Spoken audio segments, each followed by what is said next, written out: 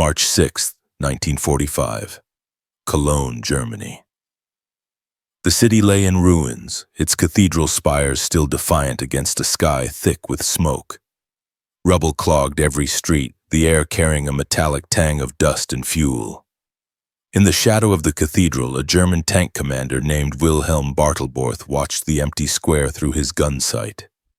He was one of the last men left in a city that had already fallen. To the west, across the Rhine, American armor was closing in. He believed he knew what was coming. For 2 years, the same rhythm had repeated itself. Shermans advancing, Tigers and Panthers waiting, and then fire. But this time something was different. Across the square through the haze, a shape moved. It was familiar and yet foreign. The hull sat lower, the turret heavier, the gun longer. It looked like a Sherman, but wrong. Bartelborth squinted through his Zeiss optic, the best glass Germany could produce. He measured range by instinct, 300 meters, point blank for a Panther's 75mm gun. He ordered his gunner to fire. The shell struck the American tank square on the nose with a flash of sparks and bounced. Bartelborth's mouth went dry. No American tank had ever done that. 3 seconds later, the return shot came. A 90mm armor-piercing round tore through the air, struck the Panther's mantlet, and passed through the turret as if it were paper. Flames erupted, ammunition cooked off, and in a heartbeat, the Panther was gone. The entire exchange lasted less than 20 seconds, but it would echo for decades. The moment was captured on black and white film by an American Signal Corps cameraman, Sergeant Jim Bates. The footage became one of the most iconic tank duels of the Second World War. What the world saw in that square was not just the destruction of a single tank. It was the shattering of a myth. The myth of German invincibility. For years, the Tiger and the Panther had ruled the battlefield, their names whispered with fear. Allied tankers called it Tiger fever, the cold dread that seized them every time a muzzle flash blinked on the horizon. The Tiger's 88 could kill from over 2 kilometers. The Sherman's gun barely scratched its paint at 100 meters. For 3 years, German crews fought with the swagger of invincibility, certain that no Allied machine could challenge them frontally. But in Cologne, that belief died in fire. The American tank that Bartelborth never had time to identify was the M26 Pershing, a machine born out of desperation, secrecy, and industrial genius. To understand how it came to be, one must travel back years and thousands of miles to Detroit, to the forges and factories of the arsenal of democracy. When the United States entered the war in 1941, its army was still armed for another era. The Sherman tank, designed quickly in 1941, was light, reliable, and easy to build.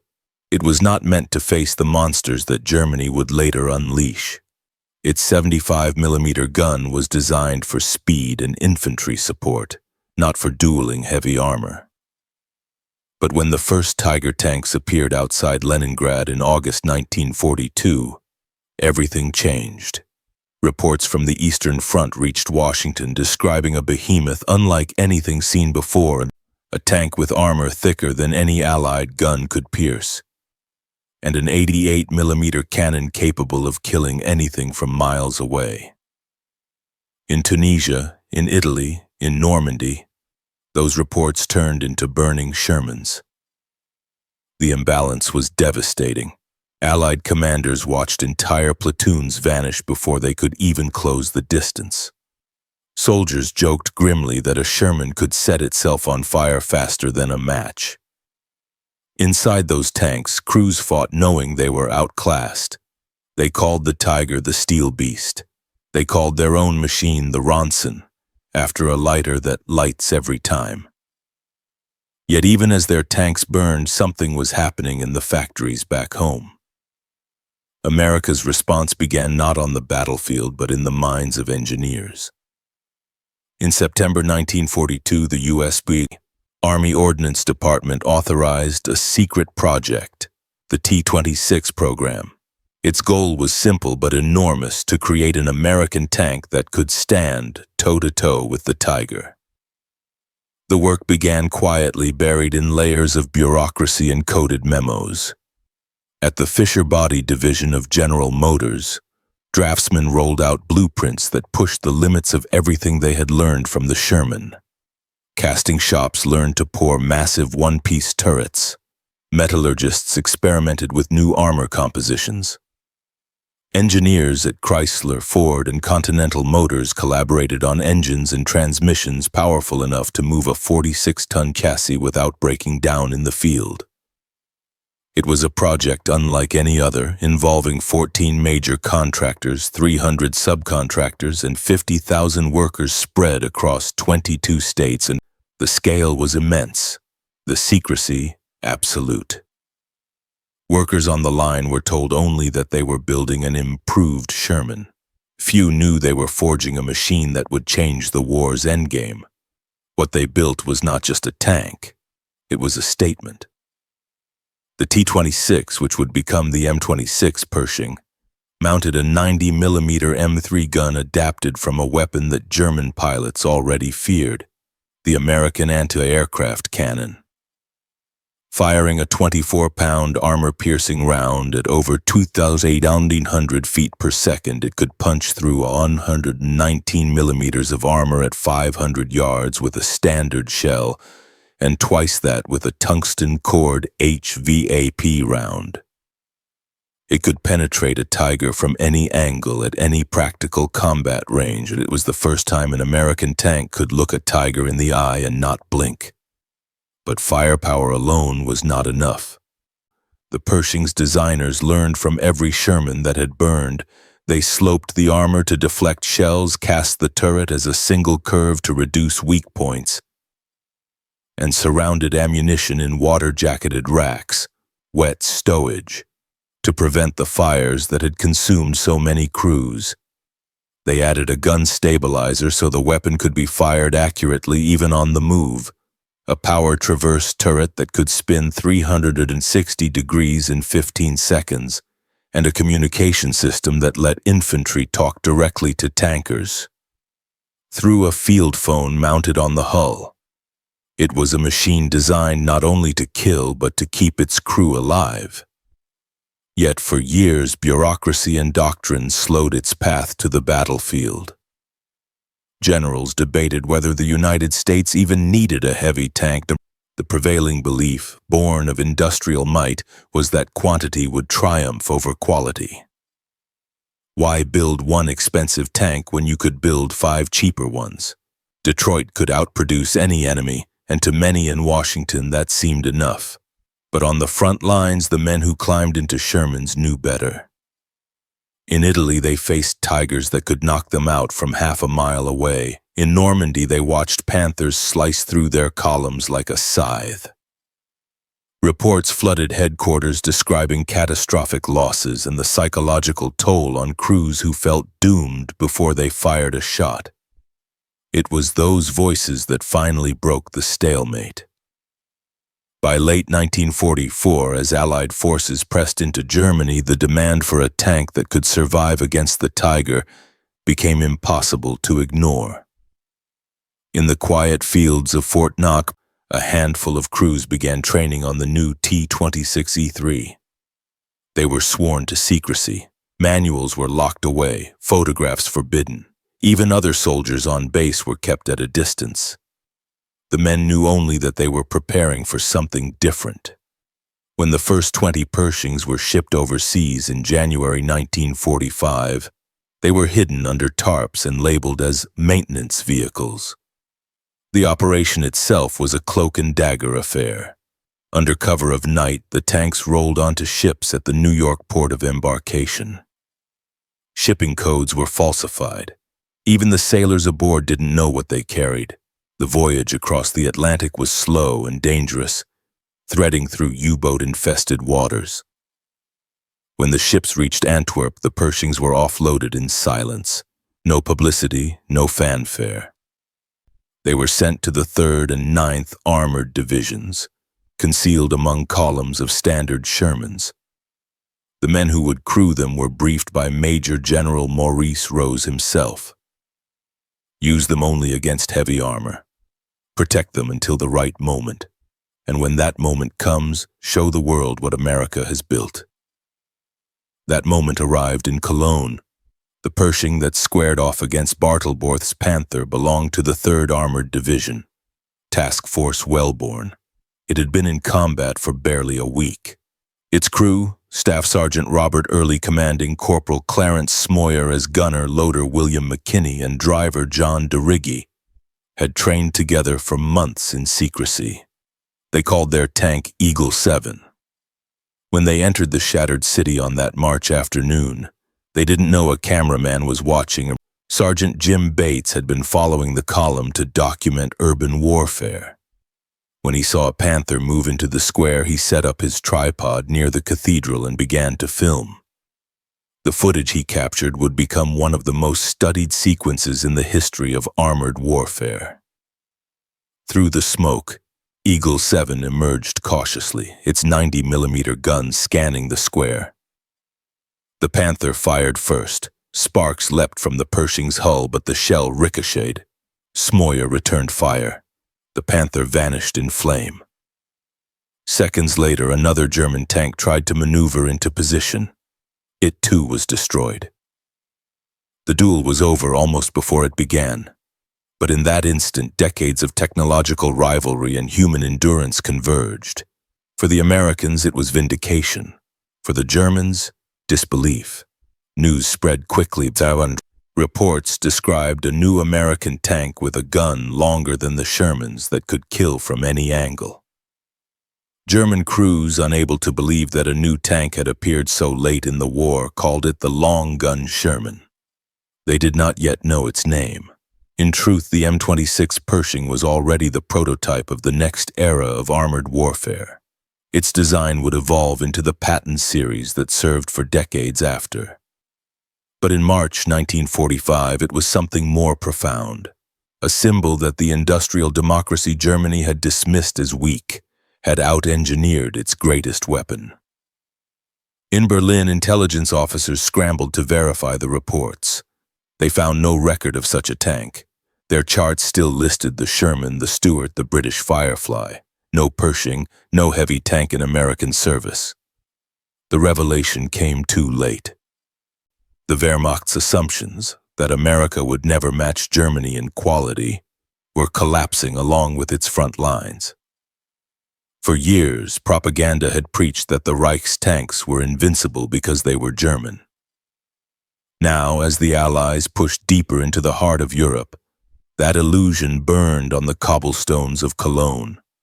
Behind that single battle lay a story of human endurance and industrial willpower. Every bolt on the Pershing's hull, every inch of its armor had been shaped by workers who might never see the front, but whose labor decided it. Women in coveralls, machinists in Detroit, foundry workers in Ohio, they had turned blueprints into steel. The Pershing was not just a tank, it was the embodiment of a nation's capacity to adapt, to learn, to overcome its own mistakes faster than its enemies could recover from theirs. It represented something no ideology could counterfeit. Resilience. And in that square in Cologne, under the broken gaze of the cathedral, it announced that the age of German dominance was over. In the weeks following Cologne, the impact of the Pershing rippled far beyond the ruined city. Across the Western Front, rumors began to spread among German tank crews. They whispered of an American heavy tank that could kill a Panther frontally, that no longer feared the 88, that could advance through open ground without bursting into flames. At first, most dismissed it as fantasy. German intelligence still had no confirmation. The Oberkommando des Heeres insisted that the Americans possessed only Shermans and the occasional British Firefly. Yet field reports told a different story, and commanders described engagements in which long-barreled American tanks fired from impossible ranges, Their rounds-piercing armor once thought impenetrable. The confusion was total. Crews coined a name, the Langro Sherman, the long gun Sherman, because they could not conceive that an entirely new vehicle had appeared. The idea that the United States, obsessed with mass production, had built a tank equal to the Tiger seemed impossible. That disbelief cost lives. When a German crew hesitated, trying to identify what stood before them, that single heartbeat often meant death. Across the Rhine, American soldiers were beginning to sense the psychological shift. For years, they had advanced with the knowledge that their tanks were outmatched. Now, for the first time, they saw the enemy back away. At depots and crossroads, Allied troops found abandoned Panthers and Tigers, their engines intact, their tracks undamaged. Mechanics who once fought to the last round were walking away from machines worth a small fortune in steel and labor. The change could be traced directly to morale. German tankers who had once believed themselves invincible now felt hunted. They knew that for every Pershing they destroyed, if they managed to destroy one, 10 more Shermans waited behind it, and 100 more in the factories across the ocean. What had begun as a technical contest was becoming psychological warfare. The Pershing did not need to appear in large numbers. Its reputation fought on its behalf. To understand how it reached this point, one must look deeper into the machine's creation. The industrial miracle that turned drawings into power. In Detroit, the Grand Blanc arsenal, operated by Fisher Body, had retooled from Sherman production in record time. The foundries poured molten steel into molds the size of small houses to cast the Pershing's curved turret. Overhead cranes lifted the glowing shapes into cooling pits for birds. And within hours, workers in heavy gloves were grinding, welding, and drilling them to tolerances that rivaled aircraft engineering. The sheer coordination was staggering. Parts came from 22 states. Transmissions from Michigan, engines from Ohio, optics from Massachusetts, wiring looms from New York. Each component arrived labeled only with a number, so no single plant could see the full design. Secrecy was armor in itself. By autumn 1944, the first pilot models rolled out under tarpaulins. Test crews at Aberdeen Proving Ground pushed them through mud, snow, and live fire drills. Reports praised their balance and stability, but noted one flaw: weight. At 46 tons, the Pershing strained older bridges and transporters, yet in the calculus of war, weight was no longer a reason to wait. Too many American lives had been lost to the Tiger's first shot. The War Department authorized limited deployment, calling it pre-production field testing. Behind that bureaucratic phrase lay the understanding that men would die testing the new machine in combat. But they would die doing what engineers could not replicate on a range, proving the tank's worth under fire. The crews selected for this task were hand-picked, often veterans who had survived multiple campaigns. They understood what they were being asked to risk. At Fort Knox, they trained in isolation, studying silhouettes of German tanks under floodlights. They practiced gunnery at night, learning to judge distance by the flicker of muzzle flashes. They were told to say nothing, even to other American units. When their tanks finally boarded the ships bound for Antwerp, the men climbed aboard believing they were carrying the future. In Europe, that secrecy held. German reconnaissance never spotted the convoys.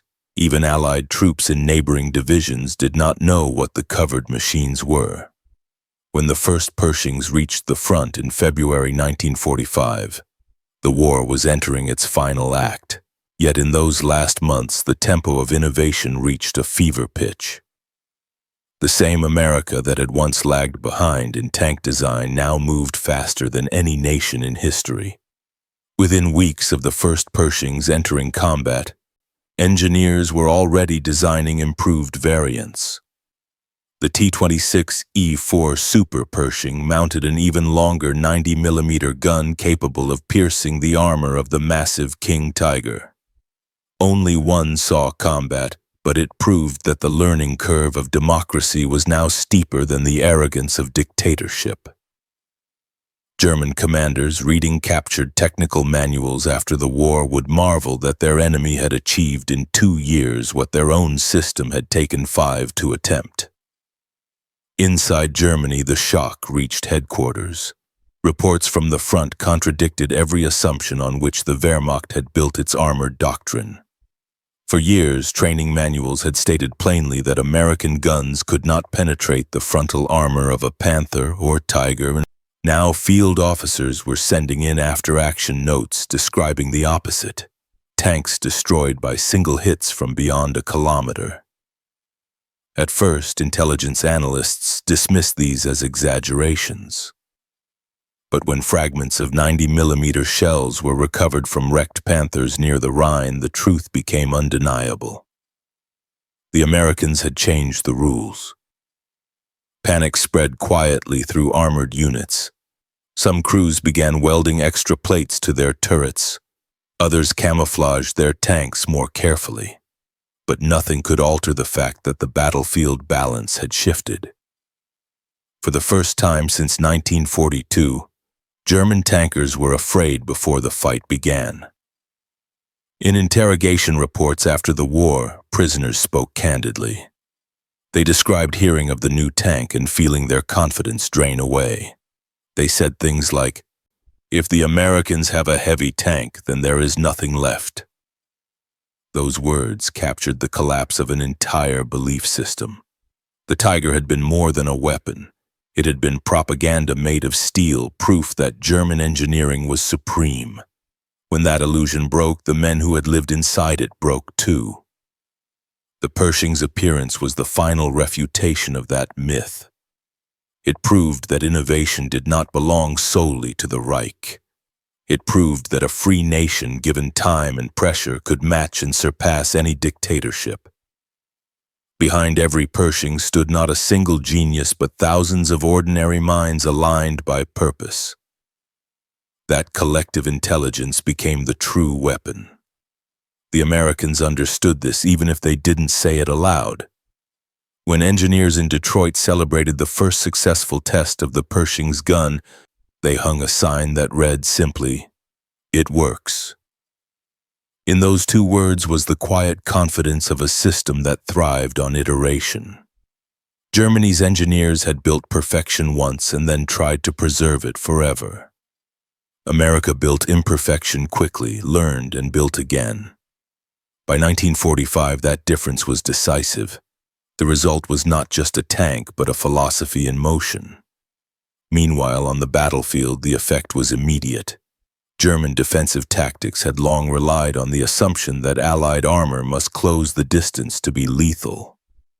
A Tiger positioned on high ground could destroy Shermans at 2 kilometers and withdraw before they came within range. Now that advantage evaporated. Pershing crews could engage from equal distance. They could meet the Tiger's stare and return fire with confidence. This equality of range changed behavior on both sides. German units that once held positions for days now withdrew after a few hours. Commanders who once ordered counterattacks began to favor retreat. The numbers told the story. Between March and April 1945, German armored losses rose sharply even as total engagements declined. Many tanks were written off not because they were destroyed, but because their crews had abandoned them. Interrogations revealed the reason. One veteran of the 9th SS Panzer Division admitted, "When we heard there were Pershings ahead, we left our Panthers in the woods. We had fought enough."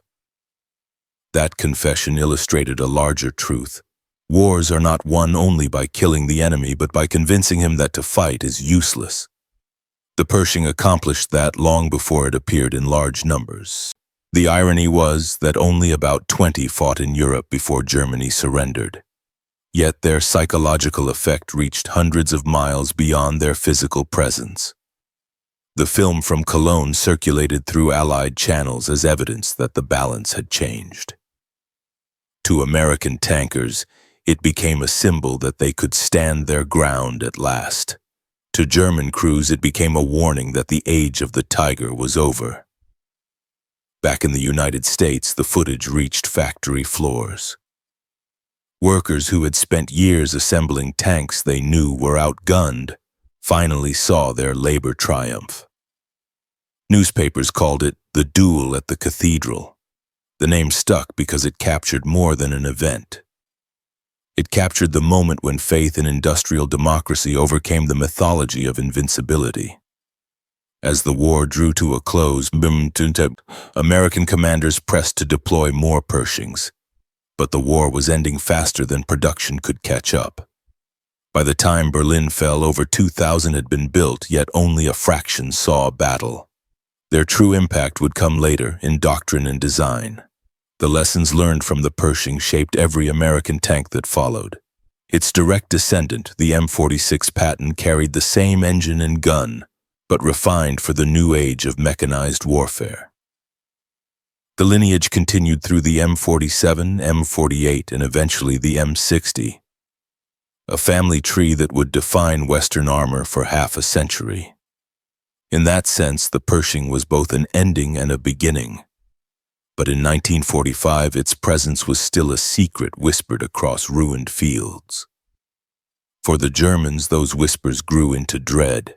At maintenance depots, mechanics spoke of tanks destroyed by invisible shells. In some regions, commanders ordered their men to conserve fuel and avoid engagement until reinforcements arrived, reinforcements that never came.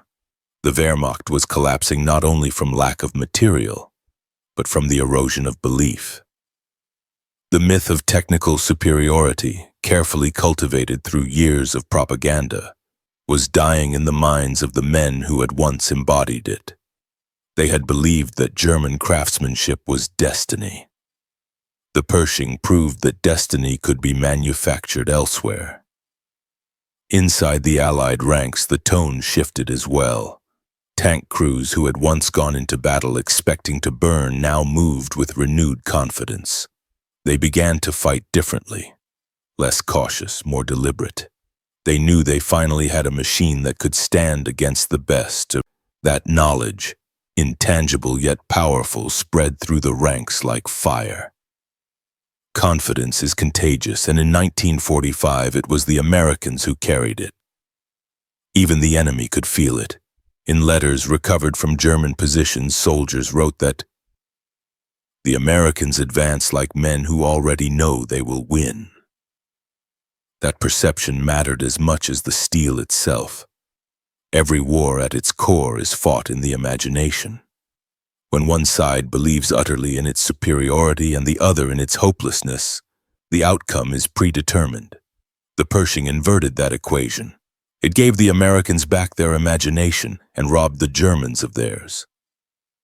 As the Rhine crossings fell and the roads filled with retreating convoys, German officers tried to rally their tank crews with appeals to honor and duty. Few listened. The engines that once roared with confidence now idled in fear. On roadsides, recovery teams found Tigers abandoned for minor mechanical issues. Thrown tracks, clogged filters, empty fuel tanks. Problems that had once been solved under fire were now excuses to leave. The crews were not cowards. They were men who understood that the war was lost in more ways than one. When the enemy no longer believes his tools can save him, he has already surrendered. By the time Allied forces reached the Elbe, the Pershing had fought in only a handful of recorded battles. Yet it had already reshaped the end of the war. It stood as proof that industrial might combined with adaptive intelligence could overcome even the most refined enemy designs. The Cologne footage captured that transformation in 20 seconds of celluloid, the moment when the myth of German armor died and a new reality took its place. After the war, analysts studied that duel frame by frame. They noted the angle of impact, the ricochet, the plume of smoke. But what could not be measured on film was the silence that followed, the silence of men realizing that the tide had turned irrevocably. In that quiet, the age of the Tiger ended and the age of the Pershing began. By April 1945, the psychological shock of the Pershing had outpaced its physical presence. Fewer than 20 were fighting in Europe, yet their name traveled faster than any supply convoy. German units retreating across the Ruhr whispered that the Americans had unveiled a tank that no gun could stop. In truth, the myth exaggerated the facts, but in war, perception kills as effectively as steel. Across the front, German mechanics stopped repairing crippled tanks. Panther crews who once stayed behind under fire now fled at the rumor of a 90mm gun. Reports from Allied intelligence confirmed it. Entire battalions were abandoning positions untouched by airstrikes. The once formidable Panzerwaffe was dying not just from fuel shortage but from disbelief. That disbelief had roots deeper than machinery.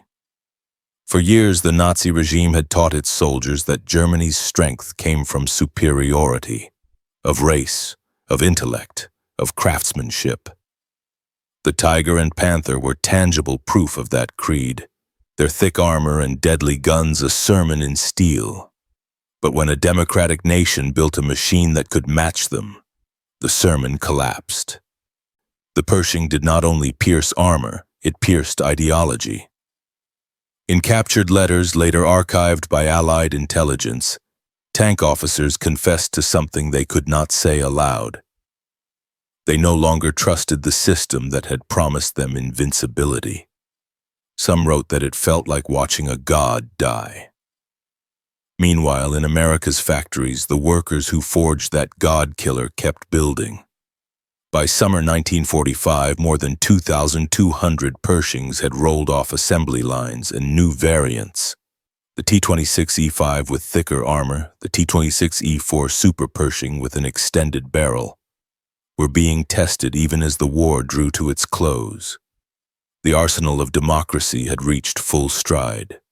Where Germany needed weeks to build a Tiger by hand, the United States built a Pershing in less than a day. The comparison was brutal mathematics. Germany's total production of all Tiger variants barely exceeded 1,800. Fisher Body and Chrysler built more heavy tanks in 6 months than Germany managed in the entire war. The difference was not luck, it was structure. American industry was a living organism that learned as it produced, each error feeding the next design, each success multiplying into thousands of copies.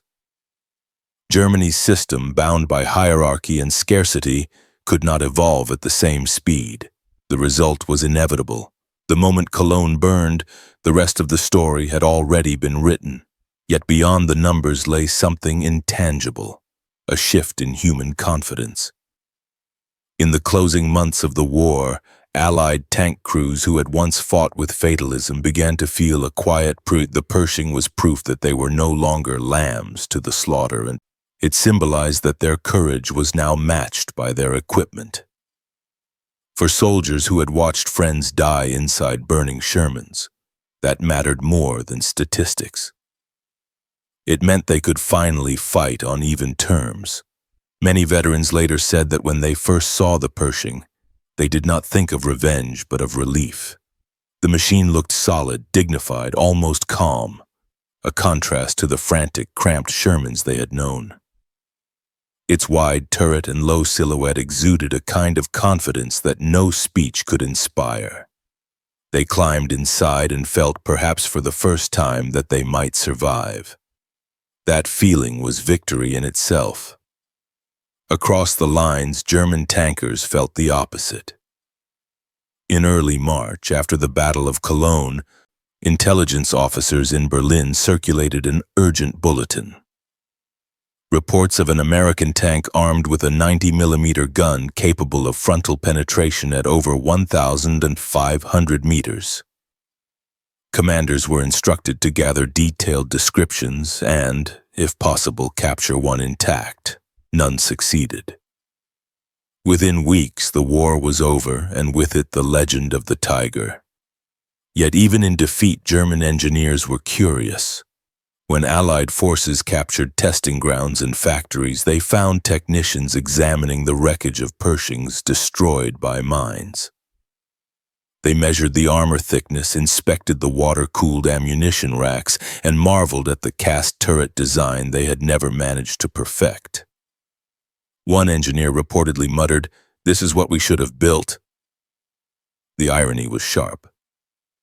The Pershing had borrowed ideas from both the Panther and the Tiger, but where German design pursued complexity, the Americans pursued function. The Panther's overlapping road wheels and intricate transmission demanded expert maintenance. The Pershing's systems could be repaired with a wrench and common sense. In that difference lay the philosophy of the two nations, one chasing perfection until it broke, the other embracing imperfection until it worked. When the war ended, that philosophy became the blueprint for the modern world. The Cold War that followed would be shaped by mass production and adaptability, not by craftsmanship alone. The Pershing's descendants carried that DNA. The M46 Patton, the M47, the M48, all were born from its chassis, each iteration refining mobility, protection, and firepower. By Korea, the Pershing's gun was dueling Soviet-built T-34s, its steel forged in the same furnaces that had once defeated the Tiger. In that continuity lay a lesson. Victory belongs not to the flawless, but to the flexible. Back in 1945, however, the men who fought in Cologne could not see that future. For them, the duel was simply survival. Corporal Clarence Smoyer, who had pulled the trigger of Eagle 7, later recalled that moment through tears. He said the recoil felt like being punched by God. When the smoke cleared and he saw the Panther burning, he did not cheer. He just sat there, stunned, realizing that for the first time he had faced a German tank head-on and lived. That feeling would follow him for life. Staff Sergeant Robert Early, his commander, remembered the quiet afterward, the way the cathedral's bells had long since fallen silent, the streets filled with nothing but the crackle of flames. He said it felt like watching an empire collapse in one square. To historians, the footage captured by Sergeant Bates became an artifact of transformation. Film reels were shown in military schools for decades as evidence of tactical evolution. But scholars later understood it as something larger. The precise moment when the narrative of the war shifted from fear to mastery. The Pershing did not just destroy a Panther. It destroyed an illusion that had haunted every Allied soldier since Tunisia. The myth of the invincible German machine died under the spires of Cologne, and with it, the psychological grip of the Third Reich on its own army. Within the next month, the collapse accelerated. Tank battalions that once spearheaded counterattacks now served as rear guards, covering retreats. Commanders abandoned offensive doctrine entirely. They dug in around towns, hoping to delay the inevitable. But delay was meaningless. American armor rolled forward in endless columns. Shermans, Pershings, half-tracks, supply trucks. An ocean of steel that no precision weapon could hold back. For every tank Germany built, America built 50. The arithmetic alone was hopeless, yet it was the moral arithmetic that truly ended the war. The Tiger had been the pride of an empire, the Pershing was the humility of a democracy. One was designed to intimidate, the other to endure. When the smoke cleared in 1945, endurance proved the greater strength. After the war, both machines were displayed in museums. In Fort Knox, Kentucky, a Pershing stood beside a captured King Tiger, their guns silent, their armor dulled by time. Visitors looked at them as equals, two giants turned to relics. But the curators understood the deeper contrast. The Tiger represented brilliance without sustainability. The Pershing represented evolution without ego. The difference between them defined the outcome of the war. It was not that one nation's engineers were smarter or braver. It was that one system allowed failure and learned from it, while the other demanded perfection and collapsed under its weight. Even today, historians call that the decisive advantage of democracy, the ability to change. The Pershing embodied that change. It began as an experiment, dismissed by its own generals, delayed by politics, yet arrived in time to rewrite the end of the conflict. Its story is a reminder that history often turns, not on grand strategy, but on persistence. Somewhere in the years between the first burned Sherman and the first victorious Pershing, 1,000 small decisions converged. Engineers refusing to give up on prototypes, workers enduring 12-hour shifts, soldiers testing unproven weapons. Those choices, made quietly by ordinary people, altered the course of nations. When the guns fell silent in May 1945, the Pershing was still rare, but its shadow was vast. In the months that followed, Allied occupation forces transported captured German armor back to the United States for testing. Engineers compared the King Tiger's monstrous 88mm with the Pershing's 90. On paper, the difference seemed slight. In practice, it represented a philosophical divide.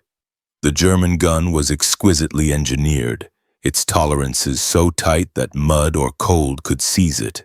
The American gun was rugged, being forgiving, built for speed and replacement. One was art, the other was industry. The future belonged to industry. And so the Pershing became not only a weapon but a teacher. Its design influenced the balance of mobility, firepower, and protection that still guides tank design today. Every modern main battle tank, from the American Abrams to the German Leopard, carries echoes of that moment in Cologne when balance proved deadlier than brilliance. Yet the story does not end with machinery. The Pershing's true legacy lies in what it revealed about people. For the Germans, it exposed the fragility of belief. For the Americans, it revealed the power of unity. The workers who built the tank were not soldiers. Many were women who had never seen a battlefield, yet their hands forged the armor that protected men an ocean away. The Pershing was their victory as much as any general's. In post-war interviews, veterans often said they fought for each other, but also for the people back home who never stopped producing. It was that partnership, factory and field, that defined the arsenal of democracy. Together they had turned an industrial system into a moral force. That lesson endured longer than the steel itself. In the Cold War that followed, when nations measured power by technology and production, the Pershing stood as quiet proof that freedom could build faster, adapt faster, and recover faster than tyranny. It was not perfect, but perfection was never the point. It was proof that imperfection, multiplied by millions, could overwhelm any single masterpiece of oppression. Decades later, as historians looked back, they saw in the Pershing's arrival the beginning of a new era. The age of singular genius, the lone engineer designing in silence, had ended. The age of collective innovation had begun. The battlefield of 1945 was its birthplace. And somewhere in the smoldering ruins of Cologne, amid the echoes of collapsing stone and the hiss of cooling metal, that truth was first spoken in the language of fire and steel.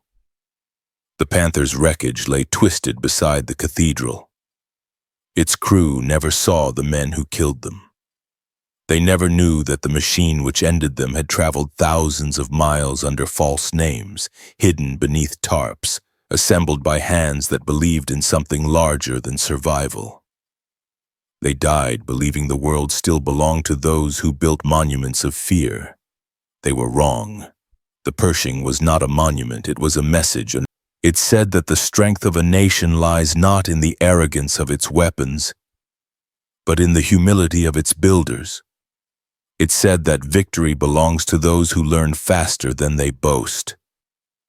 And in that single duel under the smoke of Cologne, the message was delivered so clearly that history could never unhear it. The rest was silence.